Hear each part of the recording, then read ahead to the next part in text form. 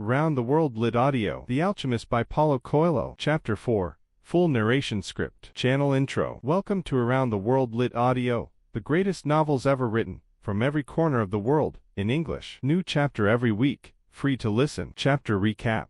In Chapter 3, Santiago arrived in Tangier and was robbed within hours of landing. He stood in the market with almost nothing, and decided not to go home. He found the crystal merchant's stall. They drank tea together in silence. Santiago gestured that he wanted to work there. The merchant nodded. The journey continued, changed, humbled, but continuing. Chapter 4. Chapter 4. Santiago worked at the crystal shop for nearly a year. It was not the year he had planned. He had planned to cross Africa, to find guides and caravans, to move steadily toward Egypt and the pyramids, and the treasure that a recurring dream had been pointing him toward since before he could remember. He had not planned to spend a year in Tangier selling crystal glasses to tourists and traders in a market stall run by a quiet older man who prayed 5 times a day and had never left Morocco. But the year had its own logic, and Santiago, who had begun to understand that the universe operated according to a logic that was not always visible from the inside, let it unfold. He learned Arabic. Not the Arabic of scholars, the Arabic of the market,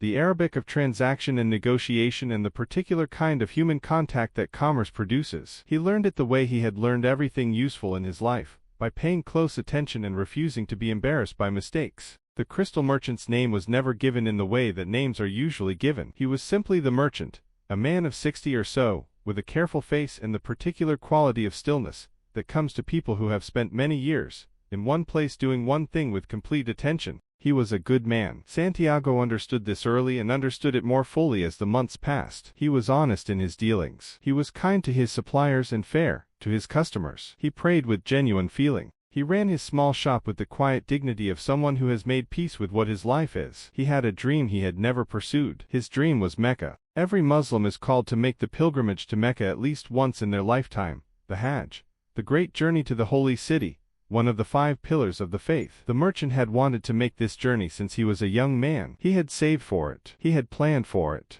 And every year, for 40 years, something had prevented him. Not dramatically, not catastrophe or poverty or illness, simply the accumulation of reasons. The shop needs tending. The season is wrong. Next year will be better. The dream deferred in the particular way that dreams defer when a person is not quite willing to pay what the dream costs. Santiago listened to this story on an evening when they were closing the shop together, folding the cloths that protected the crystal, counting the day's receipts. He said, "Why don't you go?" The merchant said, "Because if I go, I will have nothing left to live for. The dream of Mecca has sustained me for 40 years. If I complete it, what remains?" Santiago sat with this. He thought, that is the saddest thing I have ever heard. And also the most human. He thought about his own journey, about the sheep he had sold, the ferry ticket, the robbery, the year in the market. He thought about the pyramids, which were still there, still waiting, still the destination he had been pointed toward by a child in a dream. He had not forgotten the pyramids. He had simply been interrupted. He said to the merchant,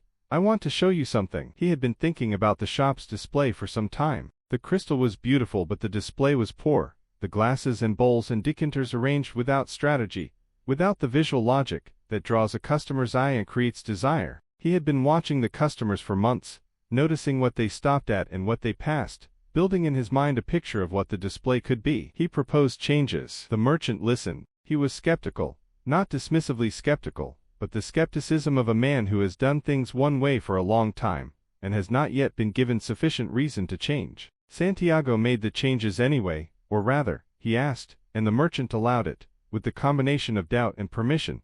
That is a kind of trust. The customers noticed. Not immediately, not the next day, but over the following weeks, the shop began to draw people differently. People who had been walking past for years started stopping. The arrangement of the crystal caught the light in new ways. The display invited handling, invited looking, invited the moment of wanting that precedes purchase. Sales increased. The merchant looked at the receipts with an expression that was moving from skepticism toward something else. He said, "You have a gift for this." Santiago said, "I learned it from watching people. People stop at things that are arranged as though someone cared about them. They walk past things that are arranged as though no one does." The merchant thought about this for a long time. Then he said, "I want to try something new." He had been thinking, he said, about a display case outside the shop, a small table in the street where the finest pieces could be shown to people who would never come inside on their own. It was unusual. It would require him to trust people with his best crystal in a public space. He was not sure it was wise. He had been thinking about it for 15 years and had never done it. Santiago said,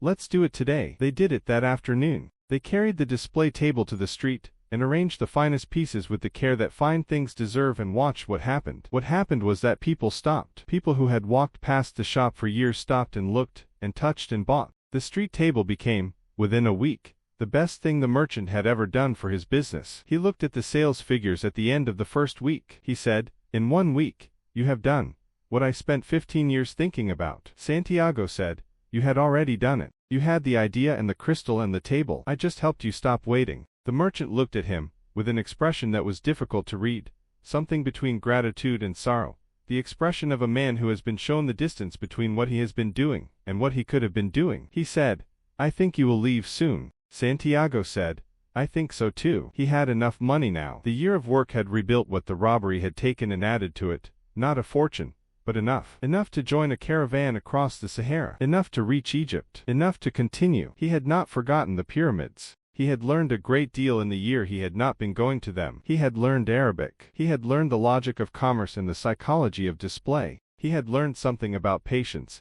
not the patience of someone waiting for something, but the patience of someone doing something with the waiting. He had learned something about dreams, about the merchant's dream of Mecca, maintained and never pursued, a destination that had become more valuable as aspiration than it could ever be as achievement. He had learned that this was one way to live with a dream. He had decided it was not his way. He counted his money one evening in the small room, above the market where he had slept for nearly a year. It was enough. He went to tell the merchant he was leaving. Chapter Transition. You have reached the end of Chapter 4 of The Alchemist, by Paulo Coelho. In Chapter 5, Santiago joins a caravan crossing the Sahara toward Egypt. The desert is vast and ancient and has its own language, a language of signs and omens that the caravan leader reads with the expertise of long practice. Santiago begins to understand what the soul of the world is saying, and he meets someone who will change the direction of everything, a girl at a well, in an oasis, whose name is Fatima. Chapter 5 is available next week. Subscribe to Around the World Lit Audio so you never miss a chapter.